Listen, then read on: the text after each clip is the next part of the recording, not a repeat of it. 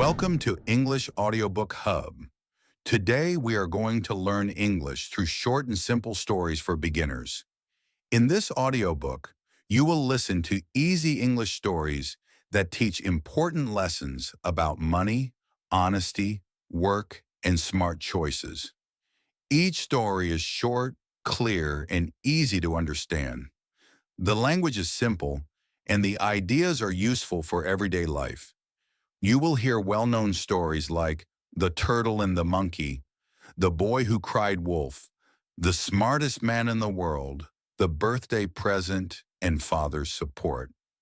These stories help you learn English while also learning how to think wisely, save carefully, and make good decisions. This audiobook is perfect for beginners. You can listen slowly, repeat sentences, and enjoy learning without stress. You do not need to understand every word. Just listen, relax, and learn step by step. So get comfortable, open your mind, and enjoy these short English stories. Subscribe to English Audiobook Hub for more easy English stories and beginner audiobooks. Now let's begin our first story, The Turtle and the Monkey. A turtle went to a shop. He said to the shopkeeper, "Please give me some peanuts. I want to give them to my children. They are hungry." The shopkeeper took a small bag of peanuts. He gave it to the turtle. The turtle gave him money for it. The turtle took the bag. He started to walk to his house. On the way, he felt thirsty. He put the bag near the road. Then he went to look for water. A monkey was coming down the road. He saw the bag of peanuts. "Ah, what luck," he said. "I shall have lots of peanuts to eat." The monkey picked up the bag. Then he climbed up a tree and began to eat the peanuts. The turtle drank some water and came back. But he could not find the bag of peanuts. Then he heard a sound. Munch, munch, munch, munch. He looked up and saw a monkey sitting in the tree. He was eating the peanuts. "Give me my bag of peanuts," said the turtle to the monkey. "It is mine. I paid money for it." "No," said the monkey. "I found the bag, so it is mine." "Please give me the bag," the turtle said again. "My children are hungry, and I want to give them these peanuts to eat." "I shall not give you the bag," the monkey said again. "I found it, so it is mine. I am going to eat peanuts." The monkey had a long tail. It was hanging down. The turtle caught the tail. He gave it a big bite. "Ouch!" the monkey cried loudly. He pulled his tail, but the turtle would not let go. The monkey then threw down the bag of peanuts. "Here, take your peanuts," he said. "Let go of my tail now." The turtle left the monkey's tail and picked up the bag of peanuts. He went home and said, "Children, come and see what I have got for you." The children came running. They saw the bag of peanuts and were very happy. They all had a good feed of peanuts. The Boy Who Cried Wolf. There once was a boy who kept sheep not far from the village. He would often become bored, and to amuse himself, he would call out, "Wolf, wolf," although there was no wolf about. The villagers would stop what they were doing and run to save the sheep from the wolf's jaw. Once they arrived at the pasture, the boy just laughed. The naughty boy played this joke over and over until the villagers tired of him. One day while the boy was watching the sheep, a wolf did come into the fold. The boy cried and cried, "Wolf! Wolf!" No one came. The wolf had a feast of sheep that day. No one will believe a habitual liar, even when he is telling the truth. The Trickster Monkey. There lived a very naughty monkey named Mowgli who loved to play pranks on other animals. He would drop rotten fruits on other animals and laugh at their discomfort. Samba the lion didn't find Mowgli's tricks funny. It was insulting for the king of the jungle to have rotten fruits flung at him. He warned Mowgli, "Wait, I'll teach you a lesson soon." But Mowgli was too quick and managed to escape each time. One day, Mowgli dropped an overripe mango on Samba's nose. But unfortunately, the branch on which he was sitting broke and he fell right on the lion's back. Samba roared in anger and twisted from side to side to shake Mowgli off. But the monkey clung tightly onto the lion's back. Samba charged through the forest, yet Mowgli, though terrified, remained on his back. Finally tired, Samba bent down to drink water from a pond. Mowgli took this opportunity to make good his escape, ever since Mowgli was too terrified to play a trick on Samba. Onions and garlic. Long ago there lived two brothers, Joshua and Eli. They lived on a farm and were very poor. Joshua worked hard every day. Eli was lazy and didn't like to work. One day Joshua heard of a kingdom far away. This kingdom didn't have onions. Thought Joshua. If I could sell them onions, they'd pay a lot of money. He asked to see the king and was granted an audience. Joshua told the king about the onions, and the king was curious. He invited Joshua to make a big feast with many dishes prepared with onions. That evening, the king and his guests tasted the dishes. Everyone agreed. The onion made everything taste so much better. The king smiled from ear to ear. He said to Joshua, "These onions are the most precious thing in my kingdom. In return for them, I will give you their equal weight in the most precious thing I have, diamonds." Joshua was instantly rich and returned to his village with a wagon full of diamonds. Joshua shared his wealth, but his brother Eli was still very jealous. He asked Joshua if this kingdom has garlic. Joshua thought and said, "In fact, they don't have any garlic." Thought Eli. If I could sell them garlic, I'd be very rich indeed. Garlic is much tastier than onions. Eli traveled to the kingdom as his brother had done. Just like Joshua, he got an audience with the king and made a feast. And just like Joshua, the king declared garlic the most precious thing in his kingdom. It was a big hit. The king said, "I will give you their equal weight in the most precious thing in my kingdom." The lion. One day a lion was walking through the jungle. He was young and very proud. He met a snake and said, "Who is the king of the jungle?" The snake said, "You are." It did not make the lion angry, and he smiled. 30 meters later, he met a monkey and asked, "Monkey, who is the king of the jungle?" The monkey said quickly, "You are." The lion smiled and continued on his way. Next, the lion met a crocodile. He stopped and asked the crocodile, "Who is the king of the jungle?"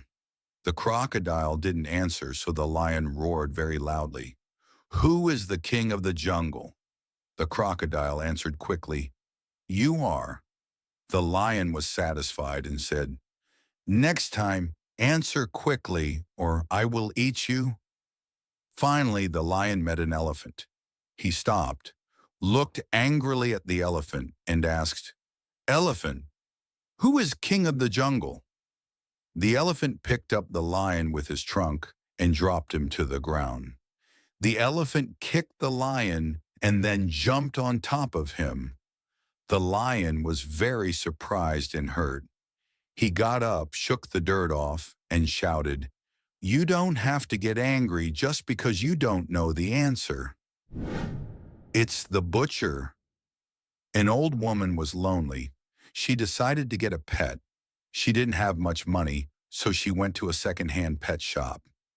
She saw many animals: a three-legged cat, a dog without a tail, fish that could only swim backwards, and a beautiful bird that could only say one thing.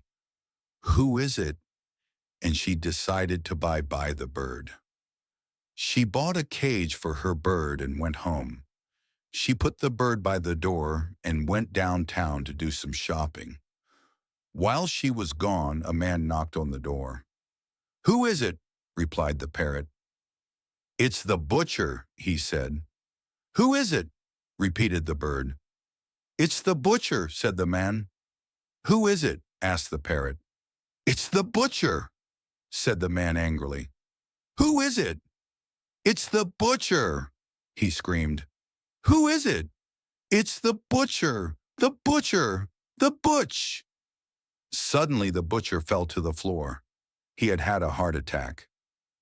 Later that day, the old woman came home and found the man laying on her doorstep. She opened her door and asked the parrot, "Who is it?" The parrot replied, "It's the butcher." The smartest man in the world. A doctor, a lawyer, a little boy, and a priest were flying on a small private plane. Suddenly, the plane developed engine trouble. In spite of the best efforts of the pilot, the plane started to go down. Finally, the pilot grabbed a parachute and yelled to the passengers that they better jump, and he himself bailed out. Unfortunately, there were only 3 parachutes remaining. The doctor grabbed one of the parachutes and said, "I'm a doctor. I save lives, so I must live to save others' lives," and jumped out. The lawyer then said, "I'm a lawyer, and lawyers are the smartest people in the world. I deserve to live." He also grabbed a parachute and jumped. The priest looked at the little boy and said, "My son, I've lived a long and full life. You are young and have your whole life ahead of you. Take the last parachute and live in peace." The little boy handed the parachute back to the priest and said, "Do not worry, Father. The smartest man in the world just took off with my backpack." The dog. Linda Robinson was very thirsty, so she went into a cafe. There was an old woman in the cafe. She was sitting near the door at a table. At her feet under the table, there was a small dog. Linda bought a glass of lemonade and some cookies. She sat down at the table next to the old woman. The old woman sat quietly. She looked lonely. Linda decided to be kind and talk to the old woman. "It is very hot today," she said. "Yes, but it is nice inside here," replied the old woman. Linda looked at the dog and asked, "Does your dog like people?" The woman answered, "Oh, yes, she loves people." Linda wanted to give the dog a cookie, so she asked, "Does your dog like cookies?" "They are his favorite food," said the old lady. Linda was terribly afraid of dogs, so she asked, "Does your dog bite?" The old woman smiled and said, "No, my dog is very tame. She is even afraid of cats." Linda took a cookie in her hand and reached under the table. She put it near the dog's mouth, but the dog didn't bite the cookie. She bit her hand. Linda jumped up, spilling her lemonade. She screamed, "I thought you said your dog didn't bite." The old woman looked at Linda and then at the dog. Then she said, "That's not my dog." The birthday present. A woman needed to buy her mother a birthday present. She didn't know what to buy her mother. She only had one day to buy her mother something, so she went out window shopping. Soon enough, she walked by a pet store window. She thought to herself, "What a lovely idea for a present. My mother is so lonely, and she needs a pet." The woman went into the store and saw many wonderful animals: puppy dogs, fluffy cats, goldfish, cute mice. But the woman didn't think these were special enough. She asked the manager if he had a pet that was really special. The manager thought for a moment and replied, "Yes, but it costs a lot of money, $5,000. I have a parrot that can speak 7 languages: Chinese, English, French, Korean, German, Russian, and even Hindi. The woman said, "Perfect," and bought the bird. She sent it by special delivery to her mother so she would get it the next day. The next evening after work, the woman called her mother. She asked, "How do you like your birthday present?" Her mother replied, "Thank you, it's delicious." Chico and the Crane. There was a cook named Chico. His master had visitors for dinner, and Chico was told to fry a crane. Chico felt hungry, and so he ate one leg of the crane. At dinner time, when the master saw a missing leg, he shouted, "Chico, why does this crane have only one leg?" Chico replied, "Sir, haven't you seen cranes before? They only have one leg." To teach Chico a lesson, next morning his master took him to the pond nearby. Chico exclaimed, "Look, master, cranes have only one leg." The master clapped his hands and all the cranes uncurled their other legs and flew away. "You fool! Did you see they have two legs?" cried the master. Clever Chico replied, "Sir, why didn't you clap your hands at the table? You would have got two legs." Maybe. Once upon the time, there was an old farmer who had worked his crops for many years. One day his horse ran away. Upon hearing the news, his neighbors came to visit. "Such bad luck," they said sympathetically. "Maybe," the farmer replied.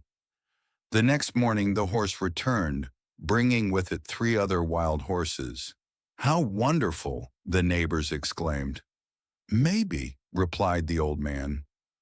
The following day his son tried to ride one of the untamed horses, was thrown, and broke his leg. The neighbors again came to offer their sympathy on his misfortune. "Maybe," answered the farmer. The day after, military officials came to the village to draft young men into the army. Seeing that the son's leg was broken, they passed him by. The neighbors congratulated the farmer on how well things had turned out. "Maybe," said the farmer. Father's support. There was a young boy who used to come for regular soccer practice, but always played in the reserves and never made it to the soccer 11. While he was practicing, his father used to sit at the far end, waiting for him. The matches had started, and for 4 days he didn't show up for practice or the quarter or semifinals. All of a sudden, he showed up for the finals, went to the coach and said, "Coach, you have always kept me in the reserves and never let me play in the finals, but today, please let me play." The coach said, "Son, I'm sorry, I can't let you. There are better players than you, and besides, it is the finals. The reputation of the school is at stake, and I cannot take a chance." The boy pleaded, "Coach, I promise I will not let you down. I beg of you, please let me play." The coach had never seen the boy plead like this before. He said, "Okay, son, go, play. But remember, I am going against my better judgment and the reputation of the school is at stake. Don't let me down." The game started and the boy played like a house on fire. Every time he got the ball, he shot a goal. Needless to say, he was the best player and the star of the game. His team had a spectacular win. When the game finished, the coach went up to him and said, "Son, how could I have been so wrong in my life? I have never seen you play like this before. What happened? How did you play so well?" The boy replied, "Coach, my father is watching me today." The coach turned around and looked at the place where the boy's father used to sit. There was no one there. He said, Son, your father used to sit there when you came for practice, but I don't see anyone there today." The boy replied, "Coach, there is something I never told you. My father was blind. Just 4 days ago, he died. Today is the first day he is watching me from above. Internal motivation comes from within, such as pride, a sense of achievement, responsibility, and belief.